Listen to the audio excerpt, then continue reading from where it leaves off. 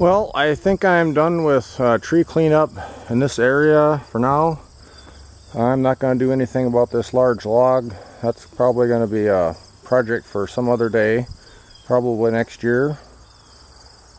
I got the last of the brush from this pile here that was over here on the trailer. That's the third load. And I think I got every significant sized log or branch out of the corn here. Except maybe this one. So I don't want anything to get caught up in the corn picker and potentially damage it when this gets harvested in a few weeks or a month or so. And then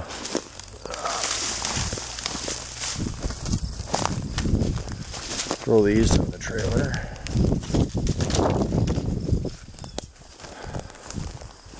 Alright, so this is going to have to get taken care of by a tree service.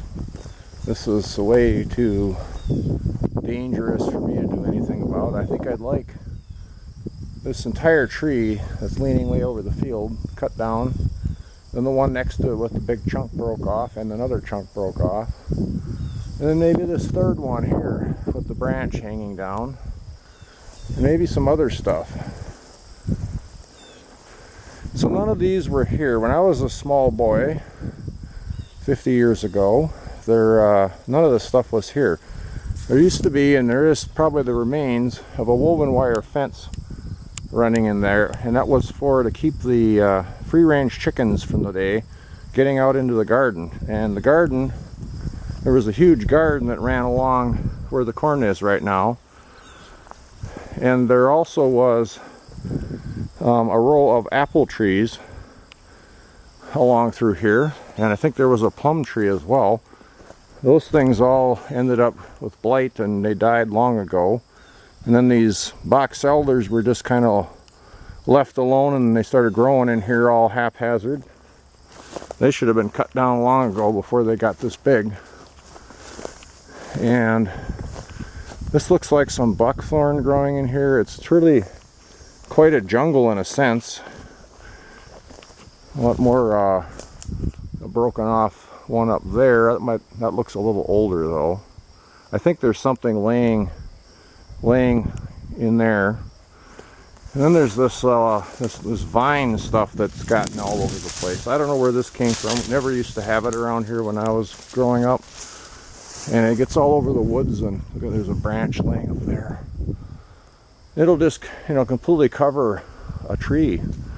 Now this evergreen tree, this was always here as far as I can remember. We used to mow the grass under here into the 80s and 90s even. You could drive your mower around in here. This was all kept mowed because we still had a garden here. Used to mow around behind this tree, which you can't really get in there now. This all needs to be pruned back a little bit. I did some last year. Needs more pruning so that, like this tree here, starting to grow out into the field. Need to cut this stuff back. But yeah, it's all quite overgrown back here. And I need to cut more of this. There's box elder growing in here. These are currant berries. And they'll get little berries on them. And you can actually eat those and make jelly with them. And then there's a bunch of black raspberries that I don't know why they started growing in here. I'm assuming birds planted them. And this patch has gotten quite large. Oh, look at I'm not sure what kind of flowers those are, but there's like green aphids, or is that what them are? Something in there. They should probably be chopped out of here.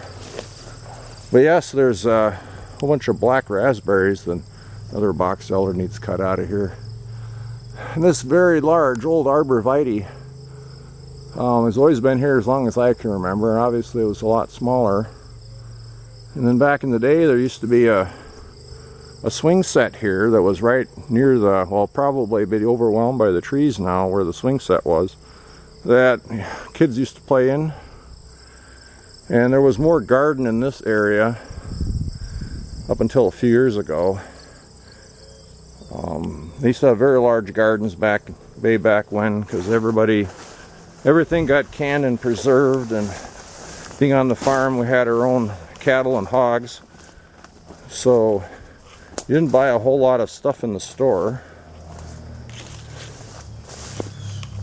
But this looks like maybe after the corn is harvested and the fields worked, if I'm down here at that time, I'll come back here and chop some of this stuff out. It's a little easier. I could drive along here with the trailer in the field, so I won't have to hand drag anything all the way out of here.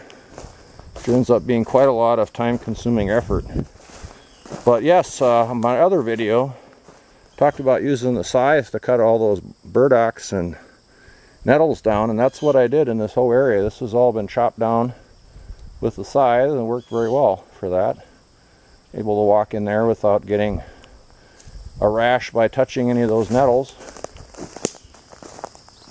So I'm going to go take this small load out to the pile, and I do have other things to work on. Some more tree cleanup, and we'll see how that goes.